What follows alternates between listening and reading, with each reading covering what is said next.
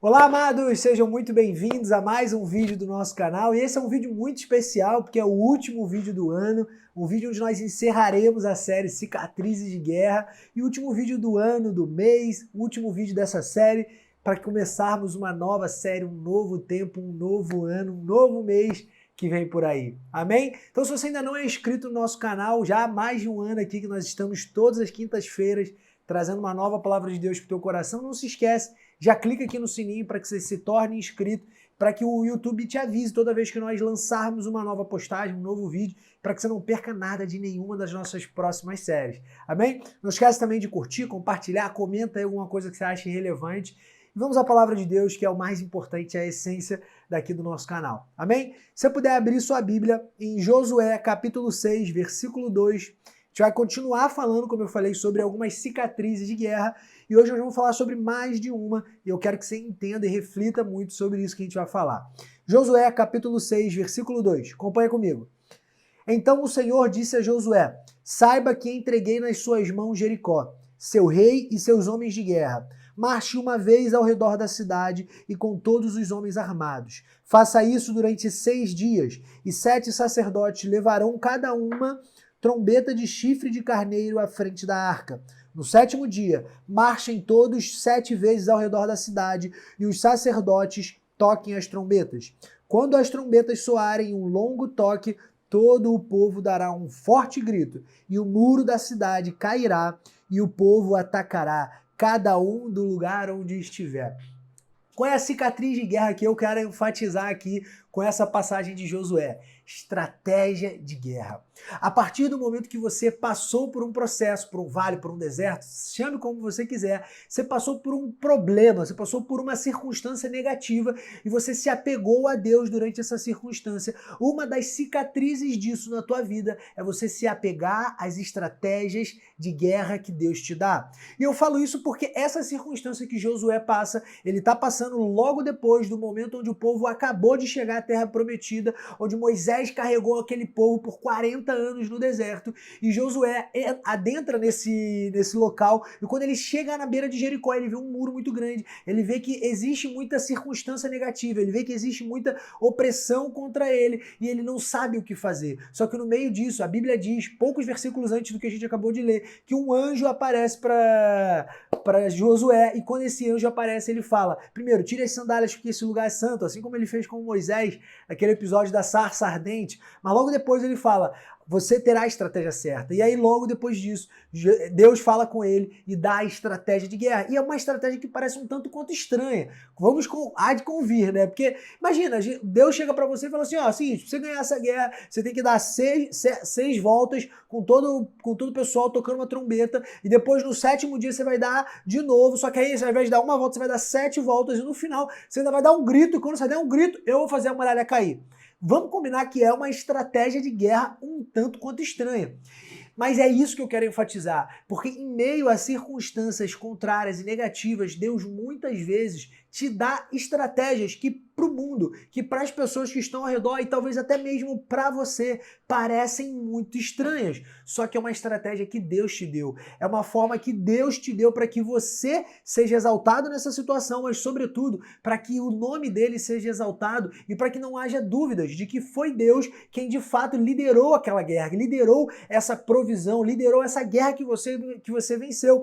Um outro exemplo disso, bíblico, e que me lembra muito, é a história de Gideão. Quando Gideão, por exemplo, está cheio de homens para ir para a guerra, e Deus manda com que ele chegue com o pessoal na beira do rio, e faz 3 episódios onde os guerreiros vão se reduzindo até que no final chegam em 300. E uma das coisas que Deus fala para Gideão nesse momento é, Gideão, eu estou reduzindo o pessoal para que ninguém tenha dúvidas de que quando você vencer essa guerra, não foi porque você é bom, não é porque os homens são bons, mas sim porque eu declarei vitória sobre você. Então, Deus quer ser exaltado através das nossas vitórias. Então, Vitor, eu estou há muito tempo no deserto, eu estou querendo sair disso, eu já passei por essa guerra, eu estou querendo ir, mas eu ainda não entendi o que está faltando. talvez o que esteja faltando é você exaltar a Deus em primeiro lugar, para que quando você sair dessa situação, você não exalte a si mesmo, e não ache que você é forte o suficiente para sair dessa situação, mas sim que Deus te tornou forte o suficiente, que nas tuas fraquezas Deus se aperfeiçoou em você, para que você consiga ultrapassar essas situações que você passou ou está passando. Mas a primeira cicatriz de guerra, então, que eu aprendo com isso é: estratégias de guerras precisam ser divinas. E uma das formas de você entender estratégias que Deus tem para sua vida, para as suas guerras, é dobrando os seus joelhos e orando, de preferência todos os dias, para que Deus te dê a estratégia certa, para que não haja dúvida, para que não haja confusão. Onde há Deus, não há dúvidas. Então, se você está prestes a entrar numa guerra, ou prestes a tomar uma decisão difícil, ou prestes a tomar, de repente, entrar num tempo novo na tua vida, como agora vai se iniciar um novo ano, entenda, estratégias divinas, estratégias de guerra precisam ser entendidas sem 1% de dúvida. Se você tiver dúvida, provavelmente isso não veio de Deus, talvez tenha vindo da tua cabeça, ou até mesmo do diabo. Então, tome muito cuidado com isso e coloque as estratégias de guerra nas mãos de Deus, para que Ele as te dê. E aí sim você vai ter as estratégias certas. Isso é uma das cicatrizes de guerra. Depois que você passa por algumas guerras na tua vida, principalmente espiritual, você aprende que existem passos na tua vida que não adianta você planejar o máximo possível, você conversar com o máximo de pessoas possíveis, se você não tiver a estratégia de guerra. Não estou falando que você não deva planejar, não estou falando que você não deva ter bons conselheiros. Pelo contrário, isso é bíblico e é extremamente importante. Se planeje para o teu ano de 2024, tenha bons conselheiros, mas não dê um passo sequer sem as estratégias certas que Deus te der. Amém? Agora vamos para a segunda parte. Qual é a segunda cicatriz de guerra que eu aprendo? Muito importante. Vamos agora para um novo texto. Vamos lá para 2 Crônicas, capítulo 20, versículo 22. A Bíblia diz assim: quando começaram a cantar e a entoar louvores, o Senhor preparou emboscadas contra os homens de Amon, de Moabe e os montes de Seir, que estavam invadindo Judá, e eles foram derrotados. E os amonitas e os moabitas atacaram os dos montes de Seir para destruí-los e aniquilá-los. E depois de massacrarem os homens de Seir, destruíram-se uns aos outros. Quando os homens de Judá foram para o lugar de onde se avista o deserto e olharam para o imenso exército, viram somente cadáveres no chão. Ninguém havia escapado. E então Josafá e os seus soldados foram saquear os cadáveres e encontraram entre eles grande quantidade de equipamentos e de roupas e também objetos de valor. Passaram 3 dias saqueando, mas havia mais do que eram capazes de levar. Amém. Essa passagem nos conta uma história de uma guerra que o rei Josafá, que na época liderava Judá, ele presenciou, ele participou. Ele estava oprimido pelos amonitas, pelos moabitas, por alguns povos, e no meio dessa opressão ele decide entregar a guerra nas mãos de Deus. E quando ele entrega as guerras na mão de Deus, através de um profeta, ele recebe a orientação de que ele só precisaria louvar a Deus e se posicionar, ou seja, ele não teria que fugir da guerra, ele tinha que ir para a guerra, mas chegar lá e louvar. E ao louvar, Deus iria confundir os adversários, iria derrotar os adversários na frente dele. E é exatamente isso que esse texto acaba de relatar. Deus confunde os adversários dele e faz com que um mate ao outro. Ou seja, os próprios adversários começam a se matar na frente de Josafá. E ao morrerem, ou seja, ao ganhar essa guerra, uma das cicatrizes que Josafá participa, presencia ele começa a saquear os perdedores. Isso era um hábito, eram como se fossem despojos de guerra. Isso era muito comum. Toda vez que um povo lutava contra outro e ganhava, ele saqueava tudo que havia daquele povo. Então todas as joias, todas as espadas, todas as armas eram saqueadas e eles levavam aquilo como despojos de guerra. Era como se fosse uma herança daquela vitória, daquela guerra que eles lutaram e venceram.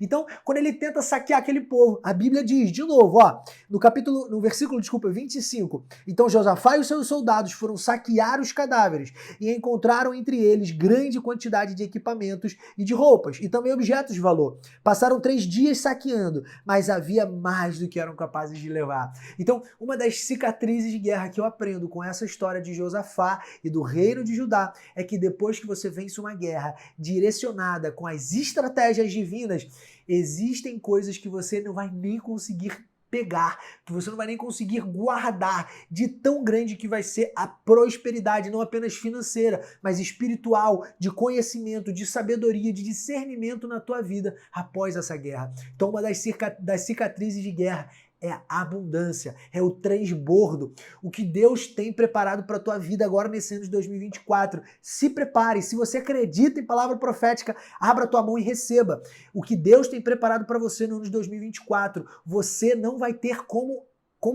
guardar isso tudo. Você vai ser obrigado a transbordar, você vai ser obrigado a doar, você vai ser obrigado a compartilhar com pessoas que precisam dessa bênção que Deus está trazendo para a tua vida.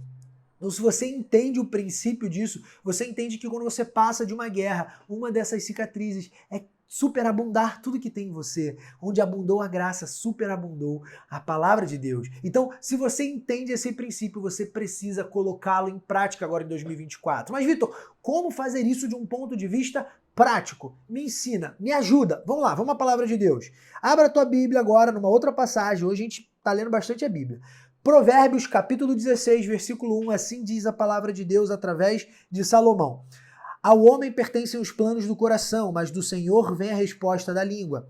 Todos os caminhos do homem lhe parecem puros, mas o Senhor avalia o espírito. Consagre ao Senhor tudo o que você faz, e os seus planos serão bem-sucedidos.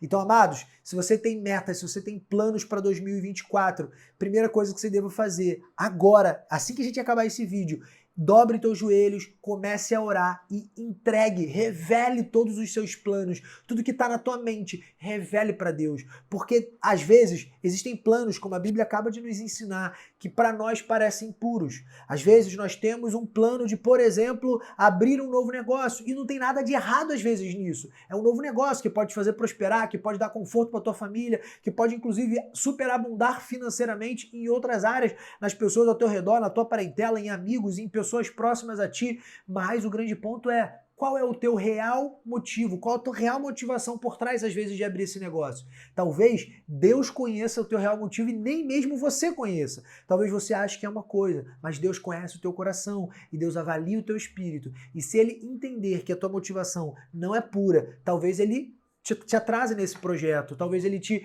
prepare, talvez ele te lapide antes para que você consiga de fato entrar nesse novo negócio, ou talvez ele te direcione para um outro negócio, ou talvez ele te direcione para nem mesmo abrir um negócio. O grande ponto é quando nós entregamos os nossos planos nas mãos de Deus e nós nos submetemos de coração aberto e disponível para ele nos revela, primeiro, se esses planos são bons e são bons pra gente. Segundo, ele nos revela planos ainda maiores que ele tem sobre nós. E quando ele nos revela esses planos, que a Bíblia diz que Deus tem planos sobre nós que são grandes e insondáveis aos nossos corações. E além disso, que ele tem planos de nos fazer prosperar, engrandecer, de nos fazer nos elevar e sem nos causar danos. Então Deus tem planos muito maiores que os nossos. E quando nós fazemos planos, colocamos nas mãos de Deus e pedimos para ele, Deus, avalia o meu coração e me diz se há algum caminho perverso. E se houver, me revela para que eu possa, primeiro, me corrigir diante de ti. Segundo, para que o teu poder se aperfeiçoe na minha fraqueza. E terceiro,